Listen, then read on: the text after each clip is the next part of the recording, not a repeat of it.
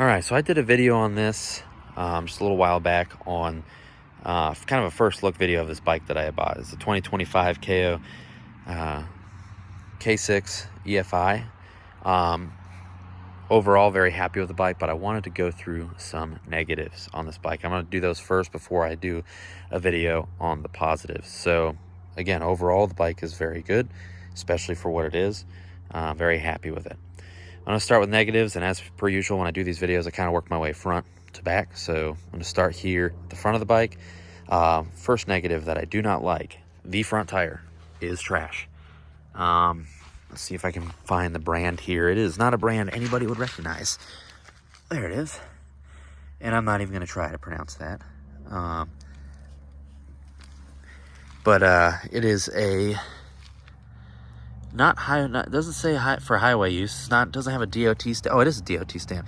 It is a DOT rated tire. But as you can tell just by looking at it, the tread pattern is very tight and the traction on it is not very good except on hardpack. You know, on the road when we were riding at the Hatfield-McCoy trails on the road, the front tire handled surprisingly well for being a knobby. It was actually quite stable at speed, but on the trails, different story. Now, we were faced with a variety of terrain when we were there because it is wet and muddy because it is Appalachia. So it's not dry terrain at all. But we did face some dry, rocky stuff while we were there as well. So I got to kind of put it through its paces from everything from mud to a little bit of sand to hard-packed dirt to rocky technical terrain. And honestly, wasn't very happy with it anywhere. Other than on the road, it was actually quite stable. And I guess in some of the harder pack stuff, it did okay. But it is a trash front tire. I do not like that front tire at all. And it is going to be replaced with something in the very near future, probably Kenda Washougal. That's just a fantastic tire. Or a Pirelli Scorpion XC. I had that on the CRF, and those were phenomenal tires for mid-hard. They performed very well absolutely everywhere.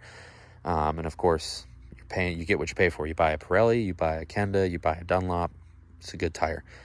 So probably going to upgrade that sooner than later. Moving back, or up rather, another thing I don't like about this bike is the stock headlight. Now this is identical to the headlight on the CRF 450 RL. It is exactly the same. It bolts on the same. You can buy the red, black, or white casings that you would see for that bike, and it is identical. It seems to shine back more in your face than anything. I remember the first night I bought it, it was pretty foggy. I took it for a quick spin up the road and back, and I could not see anything. It was horrendous. The light output isn't very good for one, so I replaced the bulb with an LED bulb pretty quickly, and it is much better now. But overall, not a big fan of that. And moving from the headlight, the handguards, not a big fan of these. Or the stock grips for that matter. Actually, they weren't too bad, but I ended up replacing them with these Pro Taper plastic grips, which are a little harder and a little more rugged. They're not as comfortable, but I do like those. But that'll be for a later video.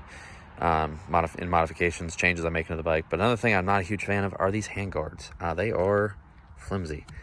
Although I will say this one held up pretty well from eating rocks at 30 miles an hour when I dumped it on that hill climb. So not a huge fan of them, but they're going to stay until I buy some bark busters. Moving around, not a big fan of this Kayo thing. It's not that I hate the branding. I bought a Chinese bike. I'll own up to owning it. But this thing falls off all the time, so I'll eventually replace that with something that does not. Continuing to move back on this side, things I'm not a huge fan of are some of the graphics. They peel real easy. I know one on the fork has already peeled off, and I got rid of most of the ones on the side here other than the main graphics, which are going to stay. Yeah, graphics, not a huge fan of. They're kind of flimsy. Not particularly fond of those. And the brake pedal. So I ended up replacing it with a larger one because it sits very close to the case here on the transmission. It was very, very difficult to hit with my boot. So I ended up replacing that pretty quick because I just was not a fan of those at all. Another thing I didn't like was the fact that it had an O2 sensor here. Now the O2 sensor was particularly awful because it made the power down low really, really choppy. Now I feel like they put these on here to pass maybe emissions requirements. Not 100% sure, don't quote me on that. But it made the power down low super choppy. It leaned out real bad, and I had a ton of flame out issues in West Virginia. I should have just unplugged it when I was there and ran it. I didn't think to do that, so I just ran it like that.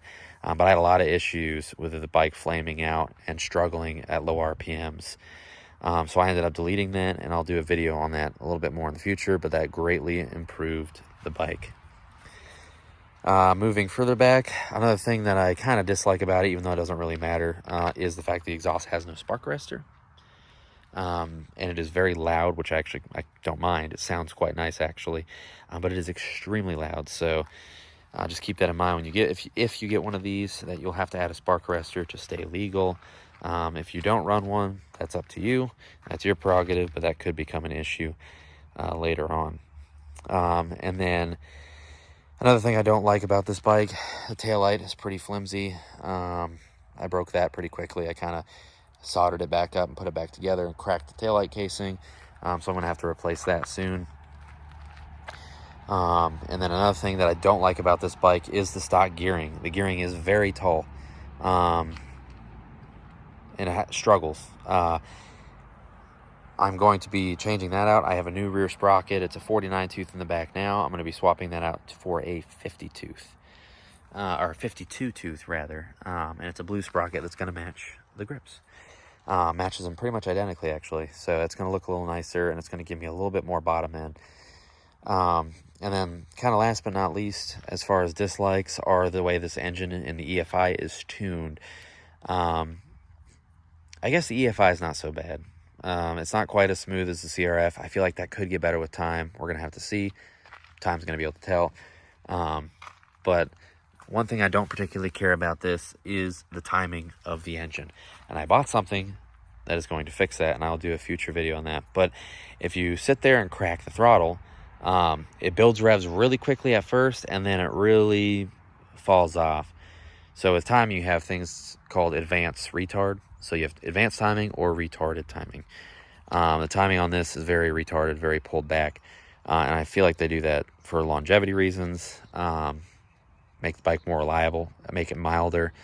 And I'm not particularly fond of that because I feel like there's a lot of lost potential there. I know this bike breathes, the head breathes like crazy, and it feels like it really wants to go, but the timing is pulled so far back that it doesn't feel as eager as it should. But there are fixes for all of this, which is why I want to do the negatives video first, because all these negatives can be changed, can be fixed. But that's the thing, when you buy one of these less expensive bikes, that's something that you're going to run into. You're going to run into things that you're just going to have to change. You'll find that with bikes that cost twice as much as this as well. But yeah, it's something that's going to have to be done. So those are the negatives of the bike. I'm going to do a positives video next, because there are a lot of things that I actually do like about this bike, just from the factory, and what makes it a good base to build off of. So stay tuned for that.